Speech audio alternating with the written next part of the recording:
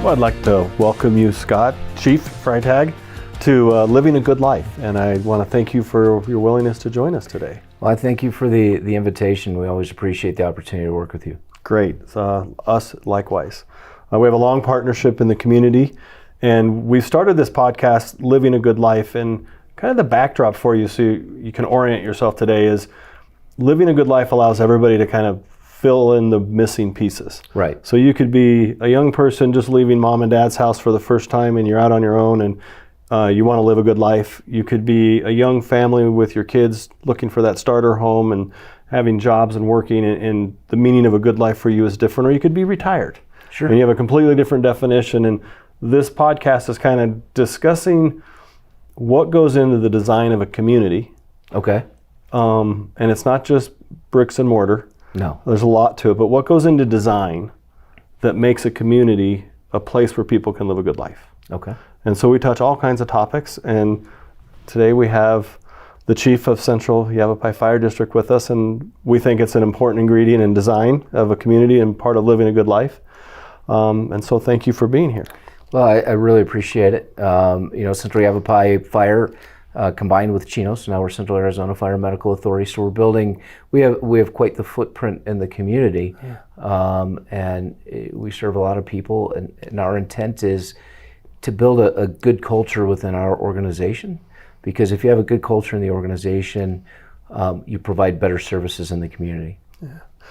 Before we launch into all of that, I want our viewers and listeners to really understand who CAFMA is. Okay. Because they're the fire department. And like when we describe Prescott Valley a lot of times to development partners coming in and they're trying to understand, and we're like, well, you realize Prescott Valley doesn't have its own fire department like Prescott does. Prescott has Prescott Fire.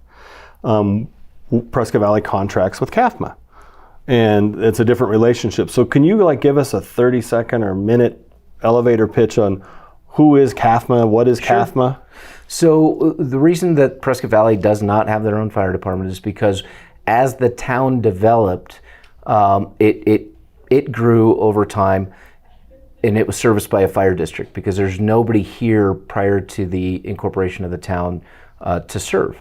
So the fire district kind of grew with Prescott Valley and then grew outside of Prescott Valley to serve other areas of unincorporated county. So as Prescott Valley annexed and grew, it was more in the central Yavapai area, same thing on the Chino Valley side. And so we provide emergency services for 369 square miles of Yavapai County. We're the largest emergency response agency in the area, and we cover everything from EMS to smoke detector calls. So put that in context, 360 miles. Is that what you said, square miles? 369 square miles. So 369 square miles.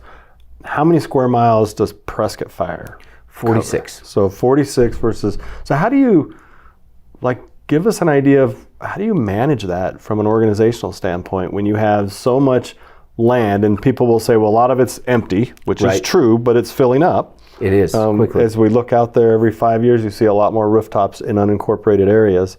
So how do you manage that from an organizational perspective?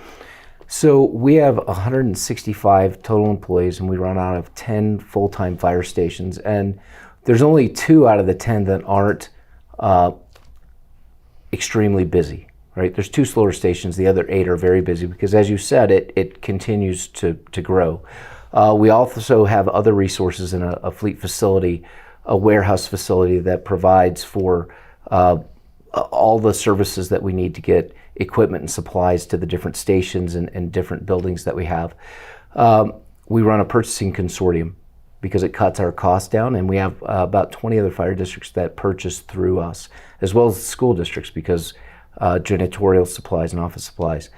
We have a tech services facility because we need to be able to communicate, and there aren't a lot of options up here for companies that can provide that service.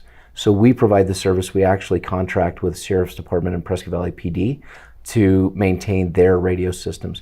And then we have a training facility that 15 acres, it's regional. Both our law enforcement partners and our fire partners use that facility. And then we have a fleet facility where we not only fix our own equipment, but we're warranty repair for that. So for the types of vehicles we drive. So the Rosenbauer fire engines, we have the Pierce engines. We are the warranty repair facility for those. Great thing about that is if one of our vehicles breaks under warranty, we get paid to fix our own equipment by an outside third party. So that's good. Okay. But trying to keep all of that together, and the reason I went through all of those is because we are spread out over 369 square miles. And as you talk about building a good life and building a culture and an organization, trying to bring people together when you have so many satellite locations and you have multiple different shifts and people working and different personalities can be a challenge. And so one of the ways that we try to communicate, because I think we can agree, any organization you go into, you ask them what's their main problem, and they're going to say communications, right? Fundamental. So when I came here, I started out, and it's really kind of a pain, but I do it anyways. Every week I send out a newsletter that informs the entire organization of what's happening, what are we doing, and I put my calendar in it so everybody knows where I'm at. And that goes out to about 400 people outside of the organization as well. Now we're finding that people don't like to do things like read. So I was trying to put pictures in to keep people's attention. So we started a podcast similar to this, where we can try to communicate in another way, both on our YouTube channel and other podcast platforms, to get information out. And because it's public, the public can learn more about what we're doing as well. And the best feedback we've ever had on the podcast is when we bring in some of our personnel and introduce them to the community. It's amazing. Or if we have a picture of a firefighter with a dog or an owl or something. Makes them human. Right, it does. Right? I mean, if you think of CAFMA, CAFMA Fire Department, they put out fires, they go to accidents, but what you described there was, I don't even think you mentioned the word fire or accident of all the things that you do. No. I mean, there's all these, a management company, a tax company, a purchasing company, all these different things that you're doing as an organization in our community. Right. That goes into the design of our community, because you're trying to lower costs for the school districts. Absolutely. And yourself. Yep. Which those two are taxpayer dollars, so keep the taxpayers' purse lower. Right. The technology on communication, essential for you, but also for our sheriff and police, then you're helping to integrate all that. Yes. So that goes into our safety and response times. Absolutely. Tell me a little bit about, and I don't see it's one's better than the other, that they're just different and they work for each community. Okay. But your structure and its relationship to Prescott Valley, okay, as a fire department, fire agency, versus Prescott owning their own, because you got Prescott Fire. Right. And I see them, most cities have their own, right? You got Phoenix Fire, Tempe Fire, and we don't. We have the regional fire as part of Prescott Valley. So explain a little bit how those two organizations work differently, just so our viewers understand they're both good and they both have a place. Sure. And just so I want them to understand there is a difference and they both can work. And how you guys, I think you guys also work together. We do. We work and have a great closely relationship together with Prescott Fire. So I want our viewers to know that it's not a competition either.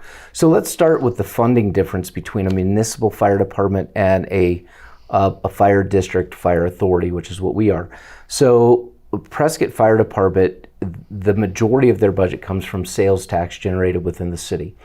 The upside of that is a lot of people drive through Prescott Valley and go into Prescott, and they spend time there because there's a lot to see and visit. And so everyone who comes in who doesn't live in the city of Prescott, that shops, stays, eats in the city, and calls 911 has actually helped pay for those services. So that's a great place to be, because now you have a little more access to dollars, not just from one pot of money, right? Okay. On the fire district side, and this always, people are not thrilled about this when I say it, but we are solely property tax based. We get no sales tax whatsoever. It's all property tax. The downside to that is if somebody travels through Prescott Valley, let's say from Phoenix, and they stay in Prescott Valley, they shop, they eat, they stay at a hotel, and they call 911, you're paying that bill, they're not. Because none of the monies that they spend actually come to the fire district because of the funding structure. So that's how we're a little bit different there. Most of the cities that you talked about, what they incorporated it as cities, they incorporated at a time where they also started a fire department to service the area because they were more urban centers. In large areas of counties where they weren't urban centers, they had fire districts because it's the only way to provide service. And then as towns and cities grew, it didn't make financial sense for that city to invest all of those dollars in building duplicate stations, duplicate equipment, and adding more personnel. So that's how they're different. And that's how the relationship between us and Prescott Valley is slightly different. The good thing is we have a great partnership with Prescott Valley. The new town manager, Gilbert Davidson, and I just had lunch yesterday. We try to do that on a regular basis. We're actually talking about developing some leadership programs together that fire personnel and town of Prescott Valley personnel would attend jointly to continue to build that healthy relationship and partnership. As far as the city of Prescott, we have what's called automatic aid. So there's no visible boundary as far as when somebody calls 911. It's a closest unit response, and it doesn't matter what the side of the engine says or the back of the jacket. We also train together on a regular basis. So we have quarterly training where one of our engines will go to their training ground and one of their engines will come to our training ground, and we'll work together. We have a regional hazardous materials team because each entity does not need its own hazmat team. We don't run enough hazmat calls. And if we pool the resources, it drives the cost of the program down for each side. We have a regional rescue team, and Chief Dura, the new chief of Prescott Fire, him and I spoke last night. And on the rescue side, we're talking about, hey, how can we do more together? Instead of both of us looking at our own rescue engines, is there a way that we can diversify the equipment, really have that regional concept, have smaller, more specific or specialized vehicles and in each area that can respond? It saves everybody money. Makes sense. Right. Run it like a business. That's exactly what we try to do with CAFMA is run that like a business. Because I would be considered more like a town manager in the position I'm in. Okay. I report to an elected board, elected at large from the communities that we serve. And so I have a lot of flexibility in what I can do within my organization. And that for me is great because that means I get the opportunity to really help build the culture and set the example for what we want to be and what we want to see as an organization and for those we serve. That's great. Well, let's build on that culture statement because in our organization, we've spent the last 4 or 5 years really focused on who are we as an organization, what's our mission, what's really our purpose, and a lot of people, it's to build buildings or to make money, and it's like those are byproducts of our purpose. Sure. But in that process, I'm always looking for new things to learn. I'm always bringing stuff to our group, our team, to study together. We meet every week for an hour, and we talk about something. Right. It could be a book we're reading, it could be an article, it could be a video. I mean, we've touched philosophy, we've touched business books, we've touched all kinds of books. So with that, I understand that you love to learn. I do. I understand that you have your own podcast, you just mentioned it, CAFMA Connect. And you're really big, as you just said, on culture. Yes. So share with me, let's compare notes here a little bit. What are you doing on the culture front, and how are you growing it and developing it inside of an organization that's spread over 369 square miles? So when we came together as CAFMA, the first thing we did was we got rid of the mission statement for Chino Valley and the one for CYFD, and we said, hey, we're a new organization. We need to work together to develop what's our purpose, what's our vision for the future, what's our philosophy, identify our core values. And we set up 2 separate committees to work on that with people both inside and outside the organization were invited to participate because we feel that we are a community organization. That's the way we should be. And so we spent probably 6 months defining that. And then when we were done, A lot of organizations, let me say this real quick, a lot of organizations will do that. They'll put a sign on the wall, and then that's the last time they'll talk about it. So what we did was we took all of the information from those meetings and we created, you can go to our website and download this, a document called the CAFMA Compass. And our compass serves as our guide. So we kept the mission statement, the vision statement, and our values short so that people could remember them. And then we created this document so that people can refer back to it and get more in depth. What does this mean to us? What does it really mean? I created it, it's only 7 pages long because we're firefighters and we have very short attention spans. But it gets to the heart of who we are and what we want to be. And so that's great. Now we have this document. The last page are my expectations of everyone in the organization, including the elected officials who are technically my bosses. Very simple, very short. But now you have to instill that in the culture of the organization. Mm-hmm. You have to promote that on a regular basis. So it's not a wallpaper, it means something. And after I've been here 8.5 years, I can say that I've now seen when somebody has you hate to talk about discipline, but if somebody has a discipline that comes across my desk and I see it, what I see written in there is not just a policy or an SOG that somebody violated. The person writing the disciplinary report refers to the compass. You didn't just, violating these things are one thing, but Sure. you violated what we said we believe One of our in. core values. Right. And so it's been fun to drive that, but we hit it all the time. And in the newsletter that I write, if I'm reading a book, like right now I'm reading Brene Brown's Dare to Lead. And Great book. it is a fantastic read so far.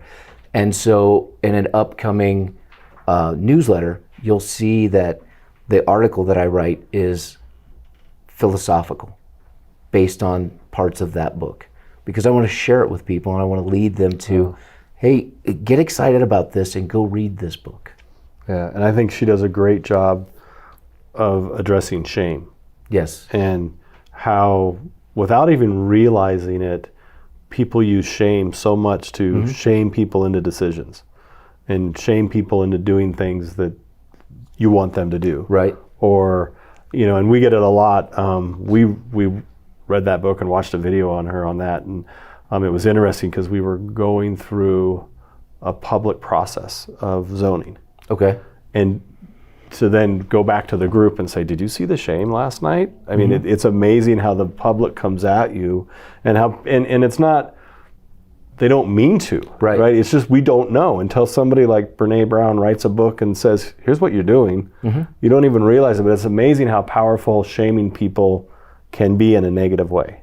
It really is. And the other part that, what I like about Dare to Read is talking about vulnerability, because if you want to try to, if you want people to follow you, there has to be a sense of humility about you, an ability to say, I screwed that up. Yeah. And before I was reading her book, my approach was I would use myself as an example in classes of, hey, I made this mistake. Or if we were talking to our managers or captains or whomever, here's where I screwed this up. This is my fault, I own it. And there was a fire incident that I went on. I try not to respond too much anymore. But I come from Missouri. We had this thing called water everywhere and fire hydrants. And so I had never in my life responded to a call where there wasn't one. And so when the engine got on scene, I told him to hit the fire with a deck gun. The battalion chief said, Chief, we don't have any water. I'm like, oh, you're fine. And then I pulled up next to him. He said, no, Chief, we don't have any water. I said, oh, here, you take command. And he told me later, he said, hey, there's a lot of questions about this. And I said, did you tell him I screwed up? I can't tell him that. I said, well, yeah, you can. That's what happened. So when we did the after action, that's the first thing I said. That call was my fault. Here's why I did it. I'll stay out of your way. And how powerful was that for that team to hear you say that? Right. And it wasn't just our folks. Prescott Fire was on there as well. Yeah, but the respect you get for that. It's part of that. It's part of that humility. It's part of being vulnerable. And I think, and you guys do this all the time, I see you try new things. maybe it works, maybe it doesn't, but you try, you're not afraid to at least try it and make the adjustment. And so I try to follow that lead and do the same thing in CAFMA. Hey, look, it may not work, it may work, but if it works, we're way better off. If it doesn't, maybe we can adjust and still get to that goal. I agree. I think one of the things I'm hearing as I listen to you that I think is a part of who we are as an organization is being a learning organization. Right. I think brings forward that humility, because you're putting yourself every week into a situation where I don't know what we're going to learn today. I'm right here with you. I read the last chapter just like you. Here's what I heard. What did you hear? So I think it helps bring forward that humility. It does. And that vulnerability, like we don't have all the answers. And I think what we're trying to do with this podcast is share with the community that we're trying. Yeah. And we're not perfect. I keep going back to like a zoning case. I get frustrated with community members, sometimes elected officials, and the media who tries to make that a divisive process. And really, if you think about the reason why do they have a zoning process put in place? Sure. It's to get community feedback. Here's what we'd like to do. What do you think? And that can be such a constructive process if people would come to those neighborhood meetings with, I see what you're doing. It's your land. You have the right to do something with it. Here's my thoughts. Sure. Did you think about this? And it could be so powerful and constructive. And the last few that we've had hundreds of people show up, and there's 2 or 3 people that come in with really thoughtful ideas that we've actually incorporated into our design. And I just, what would it look like? I always think, what would it look like if our elected officials and the media all got together and said, this is a great process, come join it. Right. And the media reported, instead of saying 300 people showed up in opposition, they said 300 people showed up to give their input. What an amazing night. How would that change the mood in the whole community? It does. And unfortunately, I think when you look at the media today, that doesn't sell. They want the controversy. Right. And I don't, it's not unlike if the town manager and the council are doing their jobs, they're having their disagreements behind closed doors, and when they're going out in public, they are unified. And all of a sudden that becomes the town manager has the elected officials in their pocket. Well, how about there's a level of respect and values within the organization that they can sit down and have a dialogue and negotiate some agreement. And on your zoning case, I know, and this is where we have a great partnership and know each other well, Ron came to me and said, hey, there are a lot of people in the community saying that this particular project, the fire department can't handle it because you're already overworked. We do a lot with data in our organization. So I said, well, hey, I just got last month's numbers on my phone. Here it is. And I said, well, our reliability rating is this, our unit hour utilization is this. We have capacity. And so then when I went to the Prescott Valley Citizens Academy, I said, look, I understand some folks are not for development, but please do not use the fire department as a weapon against developers, because the developers will come ask us the question and we will provide them the data that may be contrary to what you're saying. So you might at least ask us before saying the fire department has an issue with this. Well, one thing you touched on in that, and I think that it goes along with humility, is when you can have those private conversations and not put them in the public purview. Yeah. And it's not about hiding things from the public. It's, I look at our family and our family business, and my father before us, 50 years of working before the town of Prescott Valley was a town. Right. And through all the different mayors and town managers and elected officials, there's no way they agreed on everything over those 50 years. But what they did is when they disagreed, it was private. Right. And what that allows is you and I could have a private disagreement, but then we can put that aside and go to the next deal. Yes. But if we were to air our private disagreement out in the newspaper, then all of a sudden one of us might be like, well, shoot, he made me look really bad. I don't trust doing business with you anymore. And when Ron calls you up, you might be like, I don't know if we can serve you or not. Yeah. And so I think that's an important part with that humility part is I think sometimes the public views it as we're hiding something, where we're actually just conveying a level of respect Right. and humility and care for the other person so that we can do another deal in the future. Sure. We may not agree, but we know there's going to be another deal. And how much is lost in the communication on a particular topic when you have all of this outside chatter, as opposed to the two people who don't agree sitting down and actually asking each other the questions and being respectful. Well, why do you feel that way about this? Well, let me provide you this information. Here's the details on it. And if more people could have more of those conversations, I think we get a lot more done as we're building the community we all want to live in. Because there's tremendous opportunity. Prescott Valley is a beautiful area. There's so many wonderful people here. In the time that my wife and I have lived here, we've met a lot of great folks that we get to sit down and share meals with. And I know that the Fain group, that's really your focus. And the time that I've worked with you all, that has been your focus. And I remember a project you and I worked on. I think you and Anessa called me. It was one of the apartment complexes.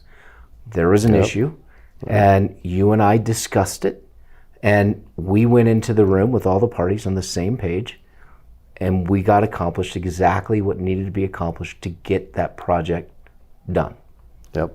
And that was because there wasn't a lot of chatter. It was, and you and I said to each other before we went in the room, we're going to control this dialogue so it doesn't get out of hand. And that was the first big apartment project that we were building ourselves. Right. And so we ran into something we didn't know, right? We hadn't done it before, we were learning. We called you and we said, we got to work this through. We don't know where we're going. And we're working a similar project with you guys right now because we're building another project that's bigger. It's 5 stories tall and it has different fire concerns. Absolutely. Right? It has a parking structure. And so we're like, we got to figure this out. And we're not going in and telling you like, hey, we hired this consultant, they know what to do, just listen to them. It's like, what do you guys think? Well, and for our part, when we heard about the project and learned about it, I gave our prevention staff direction. I want you to go down to the valley, to areas that have similar type projects, and talk to their fire prevention folks about what it took to get through this project and provide the coverage that's needed to ensure the safety of everyone involved. And my focus, and I know your focus too, is don't just learn from within our organization. Get that global view. Go out somewhere else, gain information, bring it back. Go out and take a look at the processes we have, compare it to other processes, and come back and tell us either we're doing well, we need to tweak it, or we're really failing in this area and here's some ideas on how to fix it. But you don't learn that if you just stay in your own little silo. You have to go out and get that global view. And that's, I'm not just talking about in the state of Arizona. I mean, go out across the country. There's opportunity for training. And bring that back to our organization so we can learn from that. And I think it's that approach and that willingness to learn that feeds into how we all have a role in the design of community. Absolutely. Because you could say we're fortunate. We're a young community in terms of communities. There's some communities that are hundreds of years old. Right. We're not. And so we have the advantage of going and studying them. What did they do well? Where did they make mistakes? And we can try to avoid some of their mistakes because we're young. And that should be to our advantage and not a disadvantage. But it takes that approach of willing to challenge yourself to get to the next level of design. Right. By going where you don't know what you don't know. And believing in yourself and your organization's ability to accomplish and do good things. I'm pretty proud of the fact that the new Phoenix Fire Chief's a good friend, and he came up to sit on a panel in one of our training sessions. Always good to bring that outside perspective. And he took the time to look at our operations. I gave him a tour, and in the end he said, "This is absolutely amazing. I had no idea that CAFMA had these resources and this type of operation." He said, "What you have here is truly impressive to see." And for me, as the fire chief of CAFMA, to hear that from the big red machine out of the valley, Phoenix Fire, and a genuine compliment to our personnel, because one of the other things he said is, I noticed that every division that we went into, the people were smiling. And they talked about the wonderful things they get to do as part of their job. And I'm not just talking about firefighters, I'm talking about our warehouse manager, our facilities manager, our fleet manager. They were excited to show them what they get to do working with and for our organization. And I think that's the biggest compliment anybody could give us, is your people genuinely seem happy and excited to be here. What a great culture. That's fundamental, right?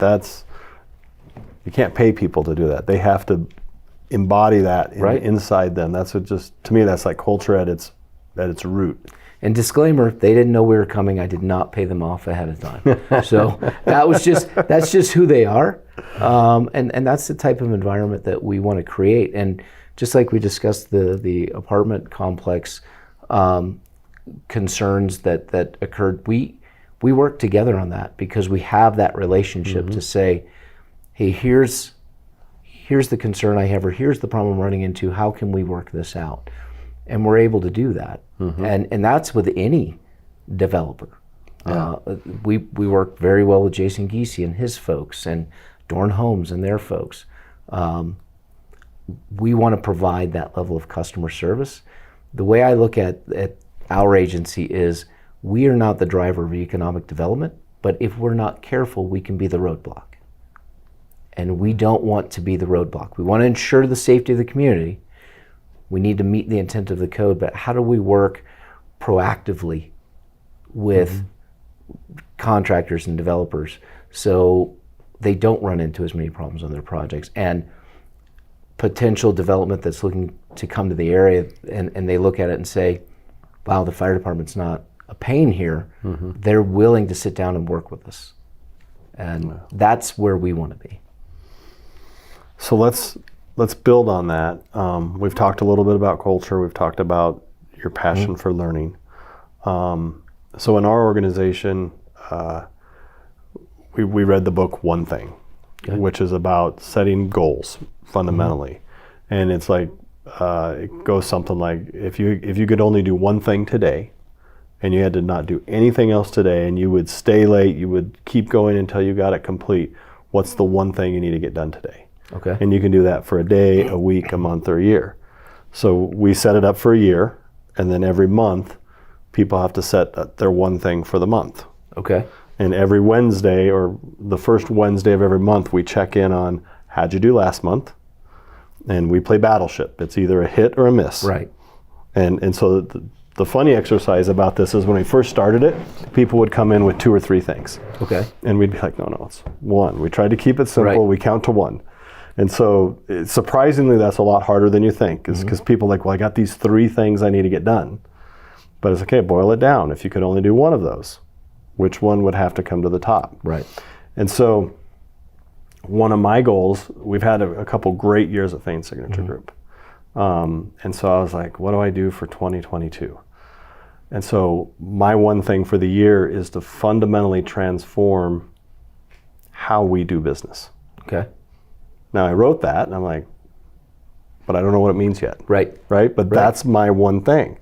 And so I want to talk to you about, like, so that's what's running in the back of my mind. Okay. And then you came into CAFMA and you started building this culture. You started bringing learning into it. You started this podcast to introduce, when you discovered, I always laugh, people don't like to read. Sometimes I think English is a second language for me and others, right? Because it's so fundamental, but yet it's the hardest thing, communication. Sure.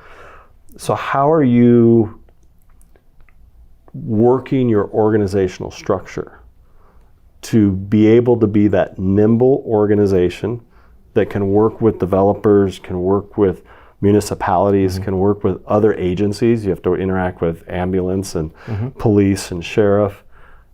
How are you working your organization so that you can be this big organization in our region, 369 square miles, but be small and nimble to respond to the different nuances that you experience every day. I think it's a book that you have read as well, called The Talent War. Have you read that one yet? I have not. So The Talent War is about recruiting, hiring, and retaining the right talent. So one of our fundamental focuses is hiring and promoting the right people with the right character. I can teach you the job, but if you're not a good person, if you're not someone that can look at from a higher view and have a vision, then you're not somebody that we need, because I can't teach you that. So we really try to focus on hiring for character, and it's changed the way that we bring people into the organization. And what's funny is I started asking the value questions, and normally, for example, a firefighter interview, we have a panel, and the panel would ask more technical questions.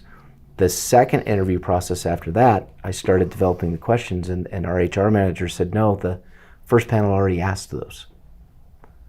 Because what they saw was, wait a minute, we want somebody we can teach them the technical stuff. We want somebody that fits the culture of the organization and can help it thrive. So we really focus on that hiring and promoting. And one of the areas that sometimes gets me in trouble in the fire service is, just because you score number one on the test doesn't mean I'm going to hire or promote you. If you're not the right person for that position, it's not no, it's not yet. Here's where you're falling short to achieve this. You're not meeting our expectations. Here's how we can help you achieve that. And we have several cases that are great success stories, some that are not, but some that are great success stories from saying, it's not no, it's not yet. But I think that's the fundamental thing. We have to get the right people into the organization and then create that environment where they want to stay, they want to grow, they want to engage in the community. Now, are we perfect? Absolutely not. Do we need more work in these areas? Absolutely we do. We are never going to arrive. It's a journey. It is. I always tell everybody in our organization, I'm like, doctors and lawyers and engineers, in one respect, they have it really great because they get to practice medicine, practice law, and practice engineering. You put out fires, you're a firefighter, and we do business deals. Nowhere in there is we get to practice business. Right. But yet, that's what we all fundamentally are doing. Yes. I mean, you're learning on every fire you go to, every accident you respond to, you're learning something because the situation's different. And it's a mentality that I think is really hard to instill in an organization, to give them the confidence to know we're just practicing. Right. And with that comes mistakes. And we try really hard to tell people, and it's in the compass, and it says the worst thing you can do is not make a decision. Yep. Because we can work through if the decision missed the mark. But if you just don't do something, well, now we have a bigger problem. So make the call. And if you're following, we have hundreds of pages of policy and SOG. I will tell you that if you are following the 7 pages in the compass, it is unlikely that you are going to be operating outside the bounds that we've set. And so if you make a decision and it meets this, but it doesn't necessarily meet what the policy says, then maybe we need to evaluate the policy and see if that is written the right way for this organization. Or if this was, no, the policy's right, you made the decision based on this, in that situation, you were right to violate that policy. Nice. And makes it really simple. It does. That's and in an industry focus. where every second matters in making Right. decisions, what a great way to boil it down to keep it simple for them. Yeah, I mean, it's follow this. This is our compass, and that's why it's called that. This is our compass. If you follow this, you will be successful. I do have, if you don't mind, I do have some cultural concerns moving forward that we see it on the horizon. We just have to figure out how to address it. And that's where development comes in, because our organization had a residency policy, which we can't have anymore. And most of the people who work for us grew up in this community, somewhere close to the community, or came up through a reserve rank. With the housing market and trying to find people that want to serve communities anymore because we're just in a different time. We will end up hiring more people from outside of the area who don't know the culture and values of this community. And if they can't afford to live here, so they live an hour and a half away at a different community that has different culture and values, and they're commuting up here for the time that they're on shift, how do we get that engagement? How do we ensure that we don't lose that community connection and the culture that we're trying to build in the organization? I don't have an answer to that yet, but we are actively discussing that challenge because it's not going to be tomorrow. It may not be 5 years down the line, but 10 or 15 years down the line, we could be a completely different organization. We want to be that, but we want to keep heading in the right direction. Well, and you layer in there a community that's growing rapidly. Right. And so a lot of people coming from other communities with different cultures are moving here. Right.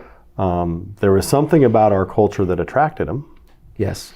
But when they get here, one of the automatics is let's start changing it.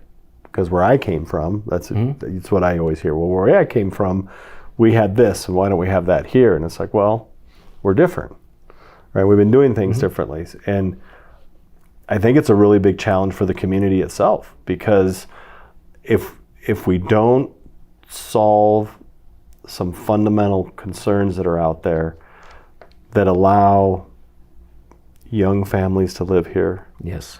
Allow them to work and raise their children here, allow people in the prime of their career to be able to work here, whether it's in a service industry or not, to service those that are retired. We need them all. Absolutely. I mean, where I sit is like we need them all. We love our retirees. They bring a great fabric to the community, and they have so much experience and knowledge from their life they lived to share. And hopefully they're willing to share it with people. Sure.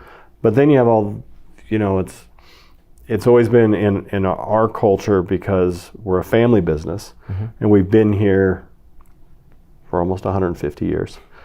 We haven't wandered too far from home. Right. But we see the value of the next generation and bringing them up. And the next generation isn't just our family. The next generation is everybody's family. And we want the firemen to have families and have their kids be able to be raised here and want to live here and work, as well as everybody else. And the challenge we see is affordability and attainability. And if we don't start addressing it, and I don't see it as a public issue. In fact, the examples I've seen of public housing, I don't like. No. I think it's like communities have tried to solve this problem for hundreds of years. Sure. And there's some really bad examples of it that I don't think we want in Prescott Valley. You're absolutely right. But there's got to be a way we as a community, public and private, can come together to solve this problem. And part of it is just, in my world, it's simply economics. Yes. If we don't have enough supply, price goes up. Yep. If we choke the supply, price goes up. And what we're seeing, especially in Prescott, is you're seeing a lot of out-of-town buyers. They come in with all cash. And it's like, I was listening to a part of a 60 Minutes episode a couple weeks ago where they were interviewing the Wall Street investors that are buying up Middle America, the starter homes, right? And they're interviewing the families saying, we can't compete. We save up, we get 20% down, and an investor comes in and offers full price, waives appraisals, waives inspections, close in a week. It's like, how do I compete with that when I'm just starting out? And we don't have that per se here, but we have the rising prices coming because people from other communities can pay cash to move here, which is great. Sure. That is the American dream, to own your home outright and not have debt on it. But we also got to, with that, we got to take care of these other folks that are starting out that need the debt. Even the rental properties, our folks are struggling to find available rentals and then affordable rentals. And we've actually run on calls up by the Kia dealership where they turn the hotel into apartments. In that area, our crew said, look, we went into an apartment, there were like 3 families living there. And they saw us looking around, they're like, look, we can't afford on our own to pay for a place to live. And the unfortunate thing of that is we have Walmart, we have Fry's, we have McDonald's and all of these other retail outlets, and we need people to work in there to serve the community. But there's no place for them to live. Yet we need those services. And starting firefighters, police officers, nurses, teachers, in those industries as well. Yes, they start at a higher salary, still can't afford. I think that's where people get lost in this conversation is when you say somebody can't afford a home, there's an image that comes in their mind, and everybody's is slightly different, but I don't think they visualize a firefighter. I don't think they visualize a nurse. Right. I don't think they visualize their favorite teacher that's teaching their kids. Yeah. I think they think it's somebody else that isn't important to their life, and it's not. I mean, it is even some doctors. There's family practice doctors that don't make what a heart surgeon makes, and they're struggling to find affordable housing in our community. And it's a big problem. So I see that as well from a different perspective. Sure. But in our organizations, we've been trying to solve it. We've been trying to solve it for, I would say, intentional effort for the last 4 years of how do we go about doing this.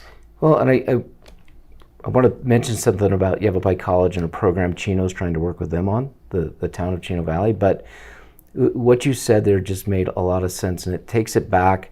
I went through the Certified Public Manager program at ASU, and we really focused on the organization as one, right? Your organization as one. There's not any one person in this organization that's more important than the other, because if this person's not doing their job, this person can't do theirs, and so forth and so on. So if you work for CAFMA and you're in the warehouse, as far as I'm concerned, you're just as important as the firefighter getting on the engine, because they don't get on the engine and roll if they don't have all the supplies they need, if their hose hasn't been tested, if they don't have their medical equipment. And our warehouse folks are vital to the success of our organization. Well, now let's expand that and look at community. And you said people don't think about the firefighters and the people that are integral to their lives. But if you pull all the Walmart employees out and there's nobody to work there, well, now you don't have Walmart. So what are you going to do? And I think as a community, we need to start talking about our community as a whole, that everybody is important to the community. It doesn't matter your socioeconomic status or where you are in life at this point in your life. You're important to here. And I heard something at an economic development breakfast, it was several years ago, and I won't say what organization it was from, but they were sitting up front on the dais as one of the presenters, and somebody brought up affordable housing. And this is a group that is supposed to be helping people. And the representative said, if they can't afford our homes, do we really want them living with us? And it was all I could do to bite my tongue and not come unglued, because I'm like, you're missing the point of community. Yeah. We are one. We should be. And really, you're missing the point of what I would say was the American dream. Yeah. Which is everybody has the equal opportunity to pursue their passion. Yes. And where they want to go. And some people fall short of where they'd like to be ultimately, but that's okay. I mean, that's what it's all about. The system to me works better when you have all the different levels and all the different people doing different things, because thank God there's people that want to be firefighters. I don't know if I could do it, but I know there's fires that need to be put out and people that need to be taken care of. Right. And so we need all this that makes the fabric of our community. And we need to embrace people that want to do all the different roles. Absolutely. And, so it's a great topic you bring up, and we could probably spend months talking about it, and I don't know if we'd fix it. No.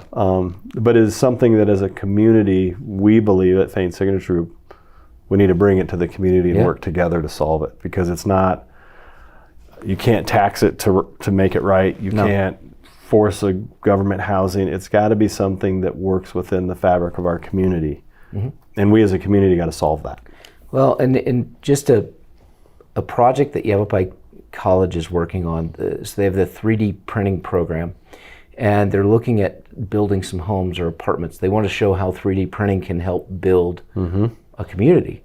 And so the town of Chino Valley was talking to the folks at Yavapai College saying, well, if you have to build these things anyways as part of the program, why can't we build some housing for people trying to enter the market? It's a good joint public-private effort. Yeah. No, I think it's fabulous, and we've talked to Yavapai College a little bit about it, trying to, is there a way we can work that angle as well? Right. And we're learning about what they're doing. I would say we're at the learning stage. And a little bit that we've learned is, now people, it's all based on the formula of the concrete, right? And how it goes together. And so because people are trying to figure it out, they don't necessarily want to share it, right? Because it's valuable. Yes. Right? Yeah, So I get it. you got that issue, Right. And then now we compound inflation on everything, and so now we've got the inflation issue. But I think those programs are great, and we have to keep trying. I think another area that people, again, historically have a stigma about, but I think if they stopped and went and toured them, they'd be shocked, is manufactured homes. Yes. They Absolutely. are not. When I was little, the two things, apartments and manufactured homes, when I was a young kid versus today, night and day. Completely different. Today they are lifestyles. Yes, absolutely. When I was younger, they were like, that's what we can afford. That's it. All I can afford is to rent an apartment. But today, you go tour the projects that we built, and there's Jaguars, there's Teslas, and there's starter vehicles out there. They're all living together because it's a lifestyle for people. Some people just don't want to maintain a home, and they're like, I'd rather rent. Yeah. I lock my doors, I go to Phoenix, I play, I come back, and the yard's done. I don't have to worry about it. It is. And it is a lifestyle. And people enjoy that part of it. But for younger families, even in the Phoenix area, those starter homes are out of reach. When you're paying $1,900 a month to rent a 2-bedroom apartment, my son graduated from NAU. He's a project estimator with McCarthy Construction. He does very well. And his fiance is a civil engineer, graduated from NAU. Together they do really well. $1,900 a month in rent. How do they put away for a house? And he said, Dad, it's $350,000, $400,000. I can afford the house, but if anything breaks, I'm done. Yeah. I don't have that kind of money. So when we talk about the American dream and you talk about the investors buying up all those starter homes, we're almost snatching that away from people. And We are. I mean, I'm all for free market. I'm all for capital investments and building things up. But when you're consciously and purposely degrading the American dream, that concerns me. Yeah, the guy they were interviewing said, America can't afford the American dream, so we rent it to them. And I thought, what an arrogant statement. Oh yeah. It's, and I hope we don't become that here, because that to me just really said who he was in so many ways that he may not even realize it. But that's what I don't want Prescott Valley to be. I think we can solve it, and I think it's going to take a lot of people trying to figure it out. We're going to make some mistakes along the way. Well, and I think we have some great relationships. I sit on the Prescott Valley Economic Development Foundation board. It's amazing as a fire chief who's not a municipal chief to be invited to the table, even as an ex officio board member, to share with the group what we're doing, and then for the group to share with me what their needs are. It's great access when you're involved like that to understand, okay, here's your need, I can help meet that need for you. Let's sit down and have a conversation. Just like the other day, there's a new business moving to town, and I was in contact with them, and they said, we're looking for leased office space. And I said, well, I know exactly who to call. So I picked up the phone, I called Ron and Guy, and they called me back, and I got them with this individual, and I don't know where the conversation is now. That's not part of my business, but it was good to be able to connect them to someone in the community that can help. And when I talked to Ron, he said, well, if I don't have the right space, I'll help them find the right space to keep them here in Prescott Valley. That's an amazing partnership that I just don't know too many other communities share. Yeah, it really is, because we are about the success of other businesses. Yes. Because we see that if they're successful, then new businesses looking in will see the success and they'll want to be here. But if a business fails, it doesn't matter where they're located, then the region, why'd they fail? Maybe we don't want to move our business there because they're not ready for our business. And so it is that collaborative spirit. And I guess if I were to sum up what we've been talking about today and put it in the context of design, Yes. I see collaboration, open, honest dialogue, Yes. and a lot of humility all go into design. Absolutely it does. And honestly, I think this is a great topic that Marty should have at the chamber. And we can sit up and talk to the community about being one and working together in that collaborative spirit and having that humility and that vulnerability to sit up in front of a group and say, here's what we see. Here's the challenge. But on the other side of this challenge is opportunity if we're willing to take hold of the challenge and look for solutions. Well said.